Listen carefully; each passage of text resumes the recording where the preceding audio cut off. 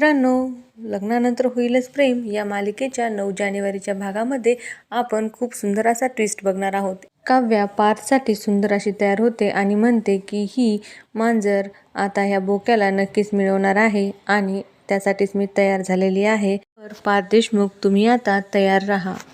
नंदिनी आणि पार्थ फोनवर बोलत असतात तेव्हा नंदिनी म्हणते की पार्थ, तुम्ही आता एक पाऊल पुढे गेले पाहिजे. तुम्ही आता काव्याला स्वीकारलं पाहिजे. परंतु पार्थ चक्क या गोष्टीसाठी नकार देतो. यानंतर नंदिनी जीवाकडे जाते आणि जीवाला म्हणते, जीवा प्लीज हे सगळं थांबवा. मला आता यामध्ये बिलकुलच काहीच इंटरेस्ट नाही. त्यामुळे प्लीज तुम्ही हे सगळं थांबवा. परंतु जीवा म्हणत असतो की जर तुला माझ्याबद्दल काहीच वाटत नाही तर तू काल रात्री का बरं माझ्यासाठी वरण भात पाठवला होतास? आहे का उत्तर याचं तुझ्याकडे? असेल तर तू मला नक्कीच ते सांग. तर मित्रांनो, आज आपण पाहणार आहोत की नंदिनीने पाठवलेला वरण भात घेऊन नंदिनीची आई जीवाकडे येते. हे पाहून वॉचमन भैयाला फार आनंद होतो. वॉचमन भैया म्हणतात की तुम्ही हा वरण भात खा, मी पाहतो की मोठे साहेब कुठे आहेत. यानंतर नंदिनीची आई जीवाला वरण भात देते आणि जीवा तसाच त्या गरम वरण भातामध्ये हात घालतो. हे पाहिल्यावर नंदिनीची आई म्हणते की नंदिनी असंच म्हटली होती, तुम्ही या गरम वरण भातामध्ये हात घालाल. यानंतर जीवा म्हणतो की नंदिनीला माझी काळजी आहे का? यानंतर नंदिनीची आई म्हणते, हो, तिला तुमची खूप काळजी आहे, म्हणून तर ती बाल्कनीमध्ये उभा राहून सर्व काही पाहत आहे. हे पाहिल्यानंतर जीवा बाल्कनीकडे पाहतो आणि नंदिनी परत पडदा लावून घेते. जीवाला खूप आनंद होतो. यानंतर नंदिनीची आई जीवाला भात खाण्यासाठी सांगते, परंतु जीवाला मानिनी काकूची आठवण येत असते, त्यामुळे तो नको म्हणतो. यानंतर नंदिनीची आई म्हणते, मी सुद्धा तुमची आई आहे ना, चला मी तुम्हाला भरवते.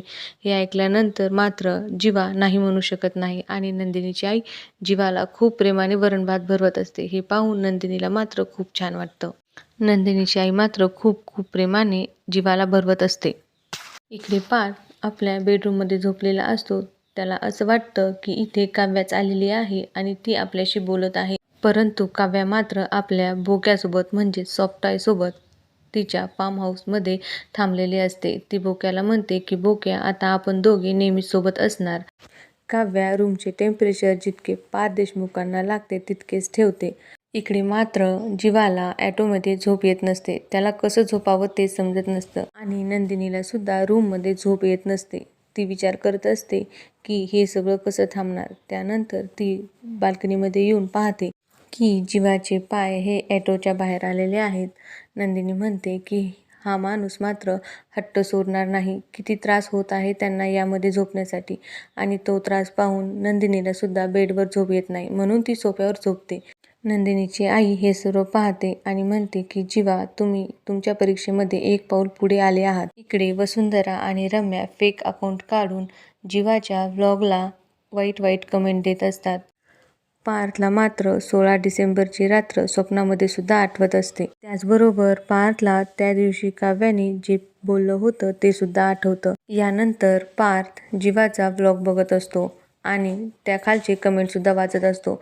कमेंट वाचल्यानंतर प्रतिउत्तर देण्यासाठी पार्थ टाईप करत असतो, परंतु थांबतो आणि म्हणतो, मी कोणाकोणाचं तोंड बंद करणार आहे? हे सोशल मीडिया आहे. यानंतर पार्थ विचार करतो की ते फोटो आले कुठून, हे मला तर शोधलंच पाहिजे.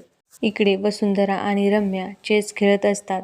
वसुंधराला फार झोप येत असते आणि ती म्हणते की तुम्हा जनरेशनच्या मुलांना रात्री का बरं झोप येत नाही. तिथे पार्थ देशमुख येतात आणि म्हणतात की हो, सिरेमन कॉफी या अकाउंटनी खूप सारे फेक अकाउंट केलेत आणि वाईट कमेंटसुद्धा तिथे टाकलेले आहेत.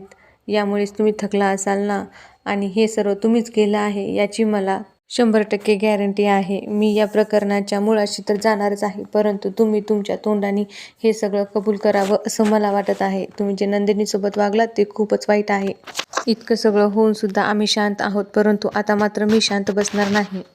तर मित्रांनो, पुढचा भाग खूपच इंटरेस्टिंग होणार आहे. तर अशा नवनवीन अपडेट्ससाठी चॅनलला सबस्क्राईब करा, बेल आयकनला क्लिक करा आणि ऑलला सुद्धा क्लिक करा.